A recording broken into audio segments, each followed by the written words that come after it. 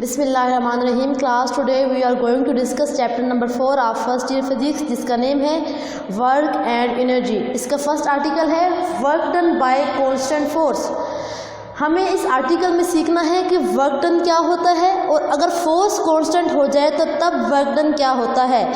हम वर्क को दो तरह से डिफाइन कर सकते हैं, एक उसका नॉन साइंटिफिक मीनिंग होता है, दूसरा उसका साइंटिफिक मीनिंग होता है।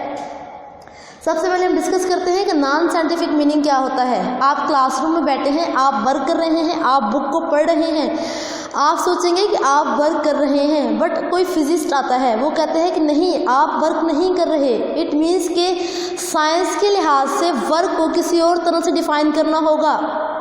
According to science, according to physics, work तब होगा जब आप फोर्स अप्लाई करेंगे, किसी भी बॉडी पे आप फोर्स अप्लाई करें, उसके बाद वो बॉडी अपनी पोजीशन को छोड़ दे, डिस्प्लेस हो जाए, डिस्प्लेसमेंट को कवर कर ले, तब आप कहेंगे कि तब वर्क डन हुआ है। फोर्स के अप्लाई करने के बाद अगर बॉडी जो है वो डिस्प्लेस हो जाती है तब वर्क डन होता है। अगर आप सुबह से बैठे हैं, लैपटॉप पे काम कर रहे हैं या आप बुक रीड कर रहे हैं, तो अकॉर्डिंग टू साइंस आप कोई काम नहीं कर रहे। अब हम डिफाइन करते हैं कांस्टेंट फोर्स क्या होती है। हम कांस्टेंट फोर्स को क्यों डिफाइन करने जा रहे हैं, क्योंकि आर्टिकल में लिखा हुआ है कि हमने वर्क डन को कैलकुलेट करना है कांस्टेंट फोर्स के कॉन्सेप्ट को यूज़ करके। बच्चों, आपको पता है कि फोर्स जो है एक वेक्टर क्वांटिटी है जिसका मैग्नीट्यूड भी होता है एंड डायरेक्शन भी होती है। फोर्स की डायरेक्शन जो होती है वो सेम होनी चाहिए एंड मैग्नीट्यूड जो होना चाहिए वो सेम होना चाहिए।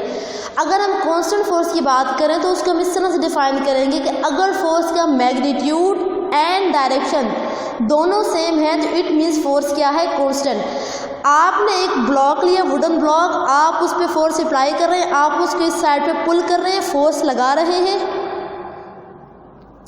आप देखते हैं कि with the passage of time ना तो फोर्स का मैग्नीट्यूड चेंज होता है और ना ही फोर्स की डायरेक्शन चेंज होती है। इट मीन्स कि आप उस वुडन ब्लॉक पे कौन सी फोर्स अप्लाई कर रहे हैं, कांस्टेंट फोर्स। इसके बाद हम डिफाइन करते हैं कि वर्क की क्या डेफिनेशन होती है according to science, according to physics. Product of magnitude of displacement, product लेनी है हमने किसका, magnitude, magnitude of displacement and magnitude of force.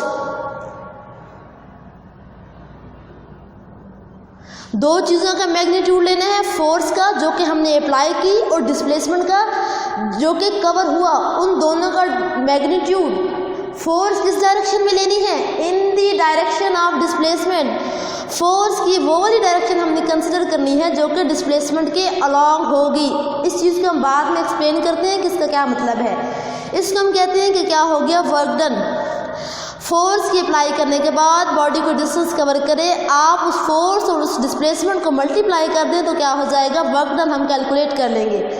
अब हम एक फर्स्ट एग्जांपल की तरफ चलते हैं। आपके पास कोई भी ब्लॉक है, कोई भी मैस है, आप उस पर इस डायरेक्शन से फोर्स अप्लाई कर रहे हैं और बॉडी आगे की तरफ मूव करके जा रही है। इट मीन्स कि फोर्स और डिस्प्लेसमेंट दोनों के दोनों सेम डायरेक्शन में हैं। इसलिए मैंने लिखा था कि फोर्स कौन सी लेनी है, in the direction of displacement.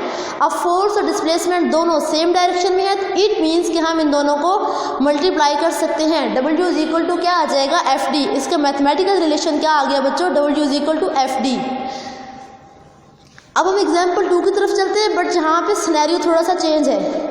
पहले आपने कोई भी ब्लॉक रखा हुआ था, आपने उस पर फोर्स लगाई, उसको जिस डायरेक्शन में फोर्स लगाई डिस्प्लेसमेंट भी उसी डायरेक्शन में कवर हो रहा था।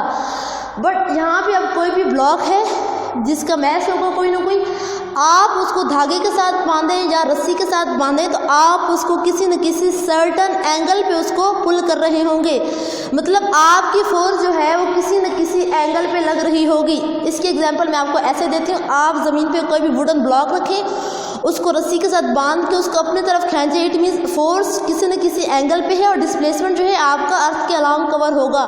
इट मीन्स कि फोर्स में और डिस्प्लेसमेंट में कोई ना कोई एंगल बनेगा जिसके मैंने क्या नाम दिया है, थीटा का। अब हम वर्क की डेफिनेशन की तरफ आते हैं। वहाँ मैंने क्या बताया था आपको कि फोर्स कौन सी लेनी है, in the direction of displacement. It means कि हमारे पास सब फोर्स डिस्प्लेसमेंट की डायरेक्शन में नहीं लग रही। अगर फोर्स डिस्प्लेसमेंट की डायरेक्शन में नहीं लग रही, इट मीन्स कि वो किसी न किसी एंगल पे लग रही हैं। बट आपने परेशान नहीं होना, हमने ये सीखा हुआ है कि अगर फोर्स किसी एंगल पे लग रही होगी तो हम उसको कंपोनेंट्स में रिजॉल्व कर लेंगे। ये आपके पास फोर्स है, आपने इसको कंपोनेंट में रिजॉल्व करना है। थीटा के सामने क्या होता है, एफ साइन थीटा, और डिस्प्लेसमेंट के अलाउंग क्या बनेगा, F cos theta. According to definition अब हमने फोर्स का वो कंपोनेंट लेना है जो कि डिस्प्लेसमेंट के अलाउंग होगा। तो वो हमने देख लिया कौन सा कंपोनेंट है, एफ कॉस थीटा। इसका मतलब है कि अब हम वर्क डन को कैलकुलेट करने के लिए फोर्स को डिस्प्लेसमेंट से मल्टीप्लाई करेंगे, बट फोर्स का वो वाला कंपोनेंट डिस्प्लेसमेंट के साथ मल्टीप्लाई करेंगे जो कि डिस्प्लेसमेंट के अलाउंग होगा, डिस्प्लेसमेंट के साथ उसकी डायरेक्शन होगी। अब आप देखें कि एफ कॉस थीटा जो है इसकी डायरेक्शन किसके अलाउंग है, डिस्प्लेसमेंट के अलाउंग।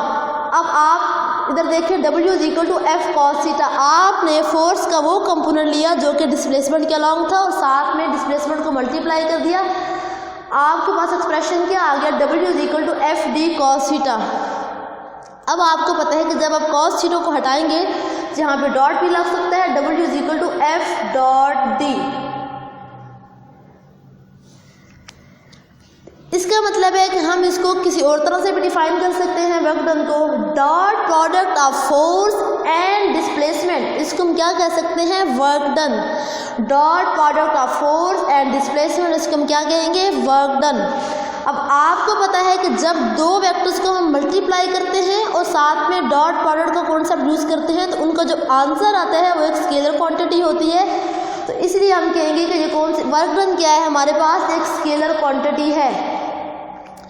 अब हम वर्क डन के यूनिट की तरफ चलते हैं। वर्क डन का बच्चों यूनिट जो होता है वो न्यूटन मीटर होता है। आप इधर से देखें W किसके बराबर आ रहा है, एफ डी।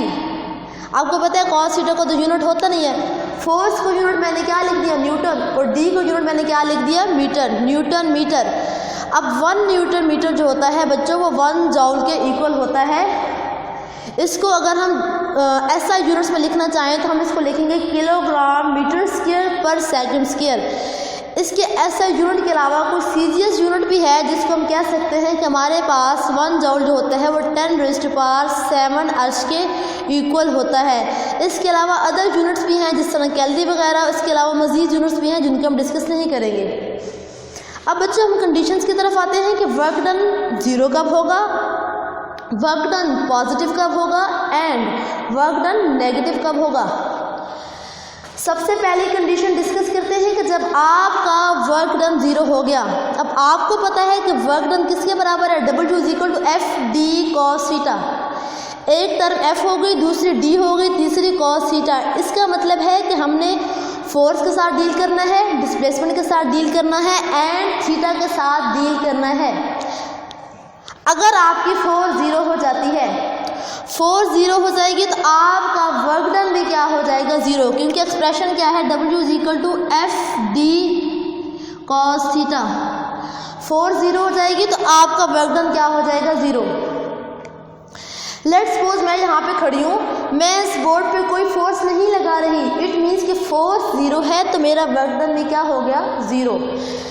अब अगर आपके पास डिस्प्लेसमेंट 0 हो, डिस्प्लेसमेंट 0 हो, आप इधर 0 पुट करेंगे, आपका वर्क डन क्या हो जाएगा, 0। अगर जहाँ पे मैं खड़ी हूँ, मैं इस बोर्ड पे फोर्स लगाती हूँ बट ये डिस्प्लेस नहीं कर रहा, इट मीन्स कि डिस्प्लेसमेंट क्या है, 0, तो वर्क डन क्या हो जाएगा, 0। एक तीसरी कंडीशन, अगर आपके पास थीटा की वैल्यू 90 हो तो तब भी आपके पास वर्क डन क्या होगा, 0।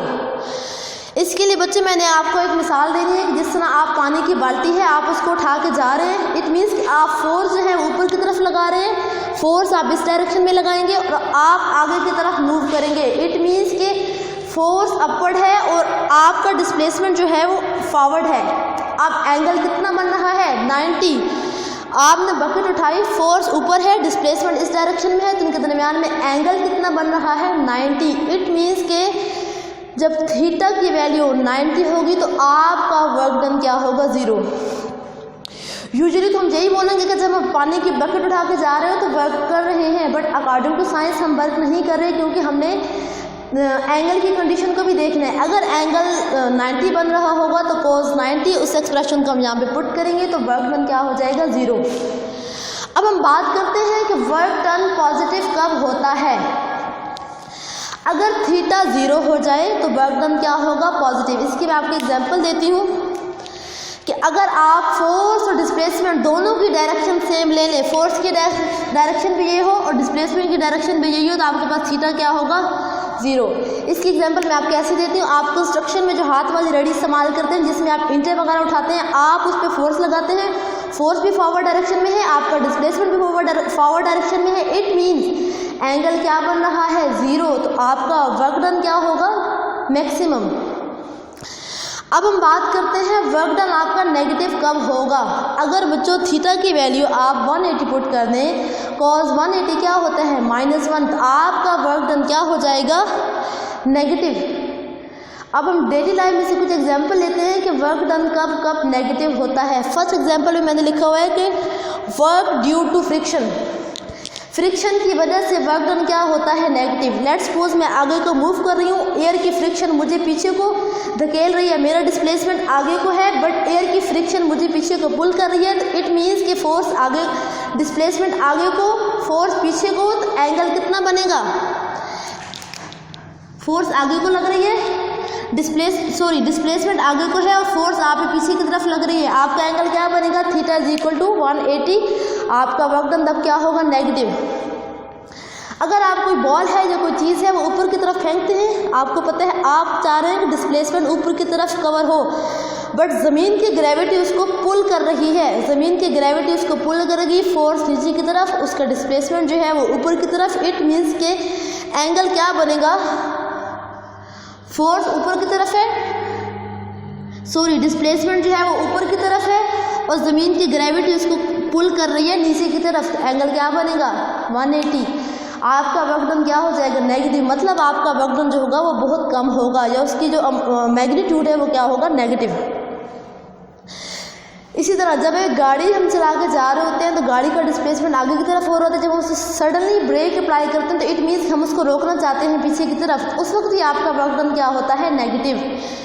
इसके बाद हम डिस्कस करते हैं कि ग्राफिकल रिप्रेजेंटेशन से हम इस फार्मूला को कैसे कर सकते हैं। बच्चों ग्राफ को डिस्कस करना इसलिए ज़रूरी होता है कि फार्मूला से हमें चीज़ों को कैलकुलेट करने में थोड़ी सी परेशानी होती है, तो अगर आपके पास ग्राफ मौजूद हो तो आप सिर्फ एक नज़र में देखते ही सारे का सारा जो रिज़ल्ट है वो आप उससे डिडक्ट कर लेंगे। मतलब किसी भी चीज़ को अच्छे से एक्सप्लेन करने के लिए ग्राफ का होना ज़रूरी है। यहाँ पे भी हमने क्या किया है, वर्क डन का ग्राफ बनाया है। आपको पता है कि वर्क डन में कौन से फैक्टर्स होते हैं, 2, फोर्स एंड डिस्प्लेसमेंट। डिस्प्लेसमेंट को एक्स एक्सिस का नाम लिया, फोर्स को वाई एक्सिस का नाम लिया। अब मैंने क्या बात की थी कि फोर्स क्या होगी, कांस्टेंट।